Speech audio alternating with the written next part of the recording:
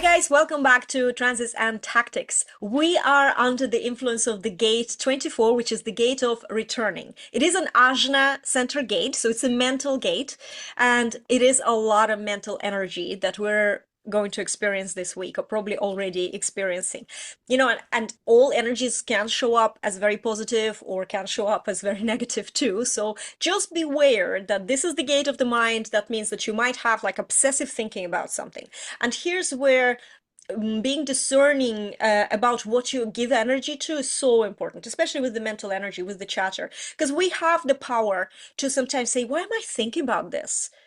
Question your mind, because the mind is designed to answer questions. So it's good sometimes to kind of trick it instead of letting it overwhelm you with some fixation on something that can be very uncomfortable because it's looking for the answer. But maybe you're not meant to find the answer because it's just not important or relevant to you and you're thinking about those things. So watch out this week, because this is the kind of negative shadow way of this gate. The gate is called the gate of returning, and it's all about rationalizing. So it's like returning back over old grounds again and again, saying, what went wrong or right, or whichever way it went. So we're just trying to constantly, literally fixating until you find the answer. So if you are rationalizing and thinking about something that is relevant for you, and that's where we have Earth grounding us in the gate of alertness. And this is a really, really good combination, because it adds, this is a spleen gate, and it adds this intuitive, being able to intuitively spot the patterns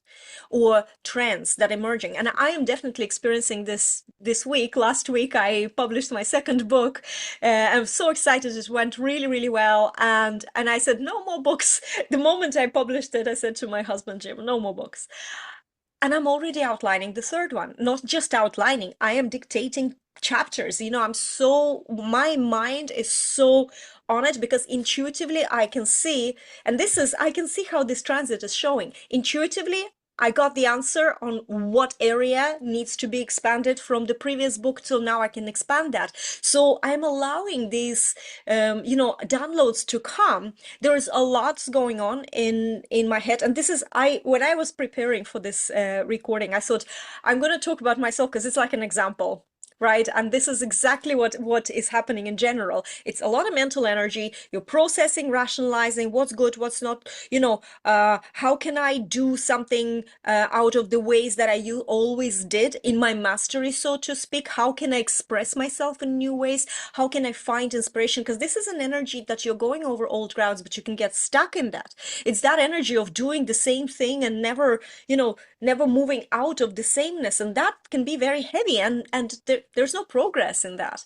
So what I was thinking is, how can I either validate what I'm doing, that what I have done is something that is, it really works, and it's something that other people are doing, and I just keep getting these answers from the universe, and in the form of a book, a podcast episode, someone else I know, and I'm like, okay, we're not unique here. We're independently coming up to this pattern. That's the gate 44, spotting the pattern. There's a pattern of a different way of being, right? So how can we now express this? And I can see that how, I'm reading a book about somebody who, the book I just released, Visibility That Sells, literally explains the same approach to visibility. Like, I'm reading a new book and I'm saying, oh, this is great. This is the validation. So how can I express this thing that's validated in a new way? How can I package it in a new way? Because this is the energy of the week.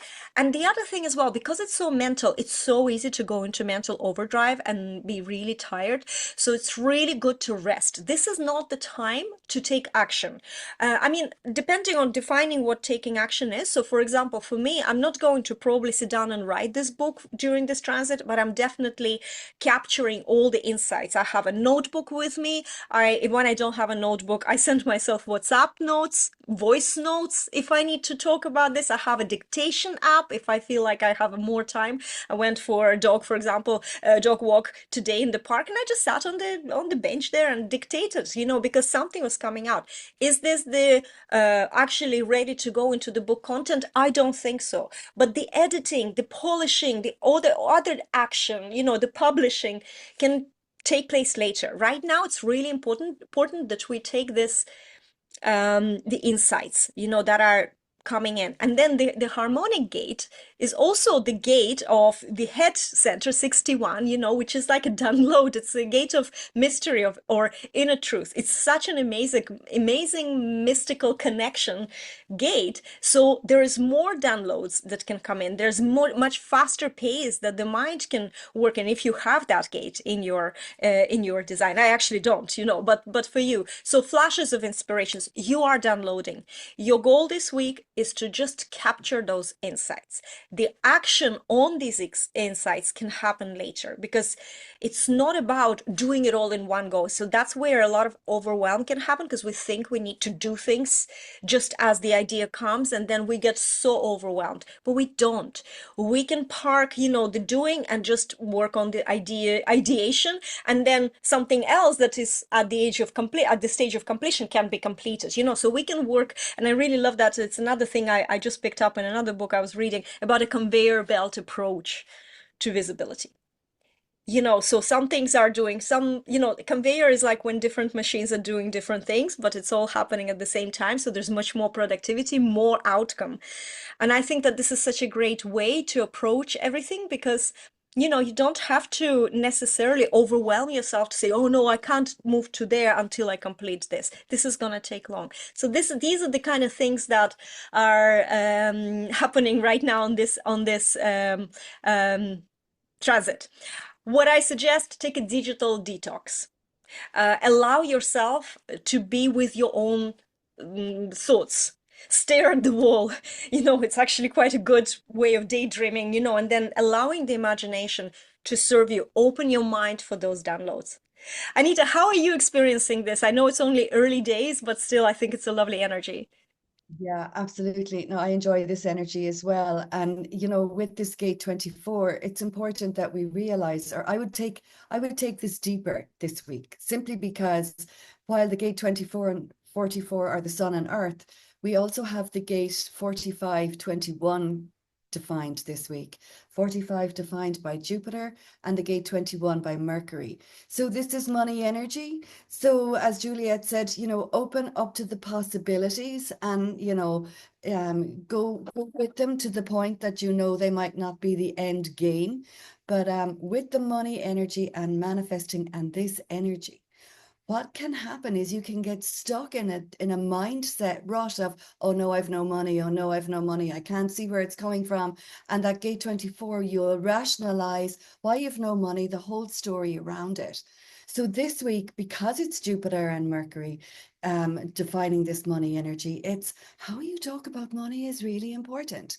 How you think about it, how old patterns can impact how our old results can impact the results that you're getting now. If you say, oh, the last time I did this, it didn't work, there's no point in doing it again. So this week, it's very much open up. We're in new moon energy still at the moment. Open up to the possibilities of seeing the money coming without getting tied into where it's going to come from. I can't tell you how many times that things happened for us that we couldn't see the money. And a really good example is, and I hope I haven't said this before, we were buying a house many years ago. We were in England. We didn't have a credit score yet. We had just moved over. And I have a rule of thumb. If it's more expensive to buy than to rent, I rent, and vice versa, right? So we had put our bid in for a house. It had been accepted. And about 3 days before the close, the bank rang us and said, look, sorry, guys, you're a high risk. We're going to up the mortgage by 10 grand. And to us at the time, 10 grand was like 10 million. It was as inaccessible to us as that, right? So we were there, oh crap, what are we going to do? And I didn't know any of this stuff then. And I was there, look, this is our house. I know this is our house. So something's going to happen to make it okay. Well, within 24 hours, Larry's work deposited 10 grand by accident into his account. It was an expense check, right?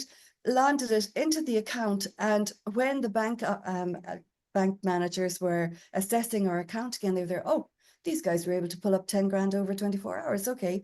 And then gave us a note to say, hey, we've decided to leave the mortgage terms as they are. And this is we've decided, that you're fine. Go ahead with the close the deal. 24 hours later, Larry's work rang him, totally apologetic, going, "We're so sorry. We put in 10 grand into your account by accident." And we were there going, "That's okay. That's no problem." you know, so it's ridiculous kind of possibilities of money when you stop latching on to how it has to come in, right? This is the same with your business. Just don't get so tied into the past results determining your future. You know, what worked in the past to determine your future. I mean, this is superb energy. Now, we also have this square. Well, the square is kind of coming out now, but we also have Mars opposite Pluto, which puts an energy of this, of where you might start rationalizing not to take control. You are rationalizing why you should control everything. And I would say, allow yourself to step into the center of that, and get into the balance of where are you actually in control and where are you not, and use that to determine your ask for your manifesting. So this is a huge week this week. The possibilities are endless, and what I've given is a superb example of how to utilize this energy correctly. uh, Absolutely. I love how you were talking about trusting, because the trust is really, and the gate 44 is the gate of trust, and the fear of the past is its shadow. So being stuck in the past, something didn't work out before doesn't mean it's not going to work out. Something that, even if you got hurt, even if you have traumas around something, that's the past. The past you can't change, but the future hasn't been defined. So don't project the past, and this comes with the inability sometimes to trust. So I think it's really good to be aware of that, because it doesn't mean, so for example, if your spleen is undefined, you don't naturally have that ability. You will have to decondition from your pains, from fears, from traumas. But if you're aware of it, even if you're fully caught up in all your traumas, if you're aware that your undefined spleen is sort of subjecting you more to that, this is where the work needs to be done. Do the work. Don't be a victim. That's how you take control. It's like, recognize these things, the past things, as what they are. They're things that happened in the past. But the past cannot change. The future hasn't been defined. And the only truth is in the now. And right now, you can just allow yourself for these insights, imagination, and stop when you're thinking that you're fixating or rationalizing over things that you can't change or you can't have control over. Because you can't have control over where the money comes from, even sometimes when you know where the money might come from. How many times do we expect money to come in from a source and it just doesn't happen? Something happens. So I think it's kind of, in a way, either way is bad. So just leaving that whole area, make it worry free, make it, if you can, because it's the mindset thing. When you're in a survival mindset and you're really, struggling about, or not struggling, but fixating or rationalizing why you don't have money, why you can't have that, where can you get the money? That's the survival energy that actually never helps to flourish. I find that when I slide into that kind of thinking, there's never a way out of it. I have to find myself to separate from the thinking first. Then I'm opening this, I'm like a magnet for abundance or a magnet for good things to happen, but I can't bank on it. I just had literally, we started this when we came, to record, started this conversation because my book went on #1 on Amazon on several categories, but I actually didn't feel like I did any work. I sent my list an email, telling that there's a book welcoming to download and, a couple more things. I didn't actually do that much work. I was quite sick over the weekend, if I'm honest with you. I just didn't have any energy. And then it started. So I was literally open to receive. And I felt internally this, I describe this feeling as almost not caring. So you separate from the outcome so much that I almost don't care. Now, I don't have a defined will. When you have a defined will, your approach will be different because it's the volition. It might not be your authority. You might have a different, like you might have an emotional authority, like Anita, but you do have a defined will, don't you? yeah, So yeah, your volition is important, like you wanting something is important in your manifestation.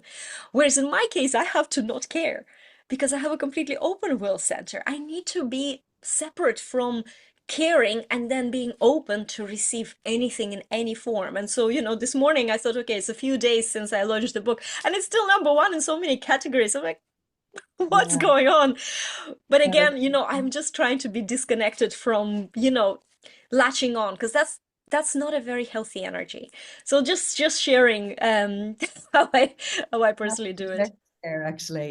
I think that is brilliant. And congratulations on the book, by the way. I Thank forgot. you. I was so excited by what I wanted to say that but yeah, congratulations. And it is a great book. And for any of you who want to, you know, crack your crack the nut of your marketing once and for all. Juliette has really good insights with respect to marketing your way, and using your design to do that, which I think just makes it so much more flow. But there was one thing I wanted to mention there, follow on with your point, not caring.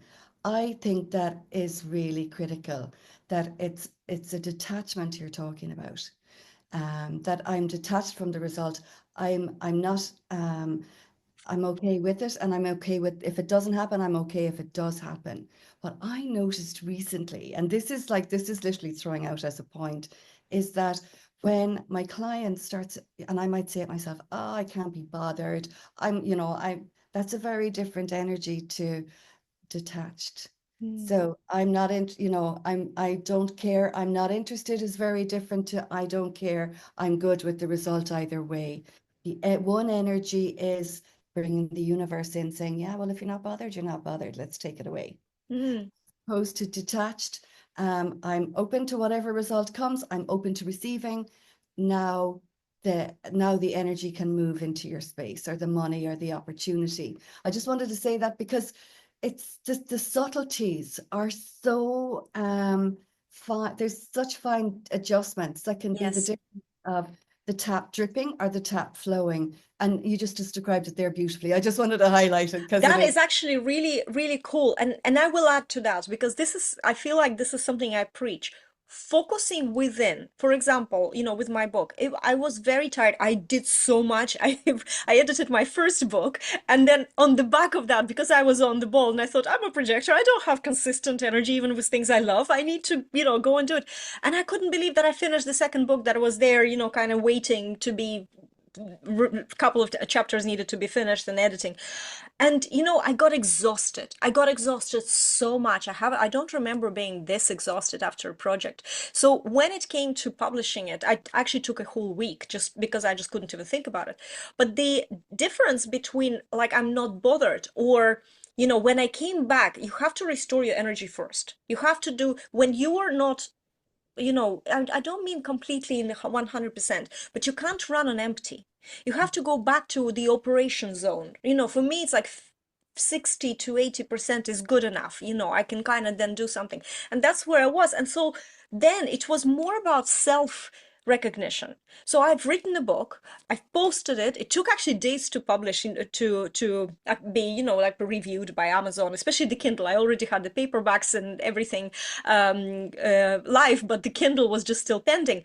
And that gave me a chance to just relax, come back into my own thing, and then recognize myself for the accomplishment that I did. Because at the end of the day, I have to first recognize that I have done this. That is the energy where I can detach from the result because I did it for myself, even more so than for who this book will then inspire. That's in a way, it's none of my business because I cannot control it. And I can only hope and wish, but I can't bank on it. I can't now grab onto this. Oh, I did this for the others. No, I did this actually for myself because I needed to express something. So I did. And that is the level, that is where the detachment happens. It's when you're still focused within. I really love this idea of being in your own cocoon because the moment you start focusing on them too much or on the results too much or on the outcome too much, you're breaking that cocoon and all the goodness whooshes out and you feel out of control. And a lot of, every time when I like to talk about this cocoon analogy with clients and I can see in their faces, they're all nodding because we felt like this. We've been there. The moment you start, waiting on an external factor to either waiting on someone's action or some sort of result, it's such a disempowering state to be. So I don't want to be like this. And I try to be in my cocoon as much as I can. And you know what? Just because I was in that cocoon and I thought, okay, now I have to promote, and it's not that I'm not bothered, but I'm tired and all this. And then the number one happened so fast. I didn't need to do the hard work of promoting later. Now I can do it at my own pace. And actually, the same thing happened with the first book. So it's about that kind of detachment. Recognize yourself because you did it. Pat yourself on the back. It doesn't matter if the world does the same thing to you or not. You need to recognize you did something. That is where the magnetism, I think, starts from your own thing. So we will leave you at that, guys. Again, a lot of mental energy. Try and channel it for your own future growth and goodness and ability to receive, especially that we have the money line channel activated now Yes. as well. So whatever insights are coming, you know, tune in with your authority. Is that's for you? Because you will sense, you know, like I with my third book, I know this is a good thing. So then you can just spend a little bit of mental energy this transit, and then whenever time comes, you will feel it. You can go and get it done, and it will be done in the most perfect moment for it. So trust your journey. We will see you in the next episode of Transits and Tactics. And for now, goodbye.